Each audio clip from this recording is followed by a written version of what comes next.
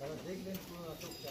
মলয়বাবুর নাটক আমি আগেও দেখেছি, এবং শুধু নাটক নয়, লেখালেখি এবং তার যে গ্রাম পিন্ডিরা, সেখানে বাচ্চা বাচ্চা ছেলেদের নিয়ে এই নাটকের কর্মশালা তিনি বহুদিন ধরে করছেন।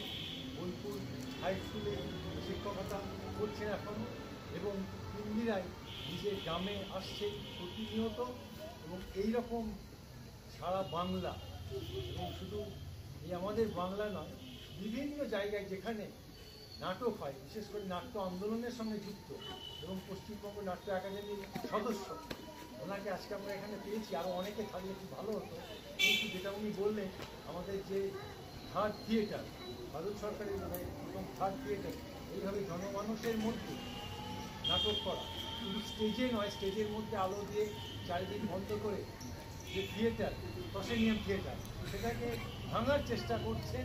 মানুষের কাছাকাছি গিয়ে নাটকের বিষয়বস্তু এবং সমাজের প্রতিদিনের যে ঘটনা ওনার লেখার মধ্য দিয়ে উঠে আসে, সেটা বহু ক্ষেত্রে আমরা দেখেছি। সম্প্রতিতে এর আগেও একটি নাটক, সুন্দর সাম্প্রদায়িক সম্প্রীতির ওপরে, নাটকটির নাম মানব জমি, খুব সুন্দর। আমাদের ইচ্ছা আছে এরকম নাটক শুধু একটা এদিকে এই অঞ্চলে ইউথ ক্লাবের এখানে হলে আরও যদি বিভিন্ন জায়গায় ছড়িয়ে পড়ে, তাহলে অন্ততপক্ষে যে জনগণের যে সচেতনতা নাটকের মাধ্যমে, সেই আমাদের রামকৃষ্ণদেব বলে গেছেন নাটকের লোকশিক্ষা হয়, সেই বিষয়গুলো আরও স্পষ্ট হয় এবং উঠে আসে। ওনাকে আজকে অভিনন্দন, এবং ওনাদের যে কর্মী, নাট্যকর্মী, সকলকে শুভেচ্ছা জানিয়ে আমি আমার কথা শেষ করি। আবার সুযোগ হলে